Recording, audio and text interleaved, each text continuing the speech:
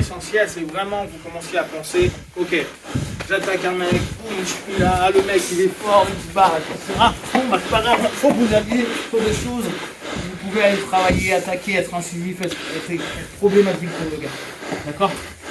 Et ça, c'est vraiment pour moi ce qui va faire qu'on a un jeu de jiu-jitsu, un jeu de butador. Je sais pas, je suis un lutteur, je suis un judoka. Sinon, bah, c'est pas grave, debout seul. La nouvelle génération est absolument géniale là-dessus. T'as l'impression qu'ils s'en foutent d'être debout au sol. Ils sautent, ils remontent. Bon, après, ils sont un chouïa de dynamique. Mais ça bouge beaucoup.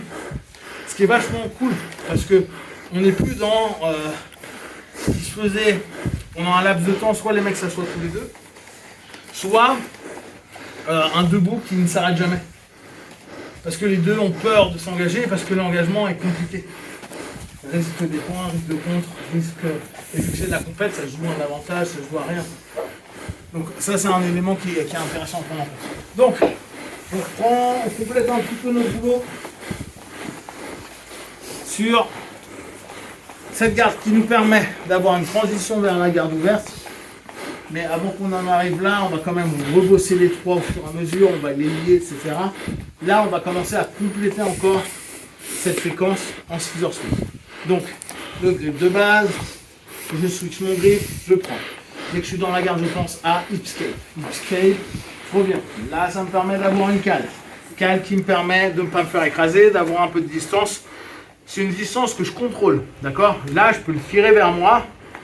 Et regardez, quand je fais ça, ça déséquilibre sa posture.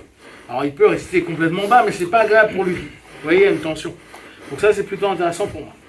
Donc jusqu'à présent, on allait là, on tente de trouver, ça marche pas, et on va partir du postulat que ça ne marche pas. Je reviens sur ma base et je vais rentrer cette jambe à l'intérieur. D'accord? Donc cette jambe, je vais la caler de l'autre côté, en dessous. Et là, maintenant, je reprends le même jeu, mais vous allez voir que là, lui, bah, automatiquement, il est plus mobile. D'accord? Et là, moi, ça m'intéresse. J'exploite le fait qu'il y ait une action-réaction pour lever, et vu qu'il prend un point d'appui, ce qui est logique, sur cette jambe-là, je continue ma cale, point de pivot, je tire. Donc, alors vous voyez ici, on est là, je suis garde fermée, mon partenaire est ici, boum, je tente de travailler. Je vois que le gars est trop solide, je rentre intérieur. Ok. Là, 90% du temps, les mecs veulent lever cette jambe-là. Pourquoi? Parce qu'ils sont libres. C'est complètement incohérent de monter l'autre vu que j'ai mon pied dessus. D'accord? Donc spontanément, bah, le mec va lever. Là, il y a un transfert de poids. Regardez bien. On redescend. Regardez le transfert de poids. Il est obligé de mettre du poids là pour y aller. Vous êtes d'accord? Oui, non, peut-être. Oui. D'accord. Donc on redescend. Et moi, je joue avec ça. Je mets ma cale, je sais quasiment qu'il va faire ça, et je mets déjà mon autre cale là. Okay? Donc au moment où il lève, ça ne demande pas beaucoup de force.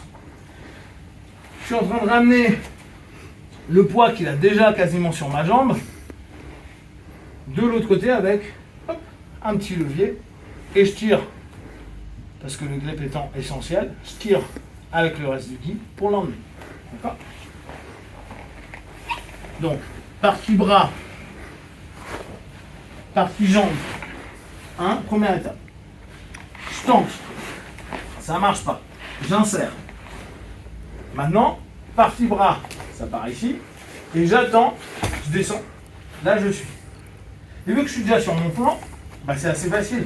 Là, lui, il est déjà en déséquilibre. Hop, et ça me ramène. Ok? C'est assez simple. Et pour ceux qui aiment finir, exactement.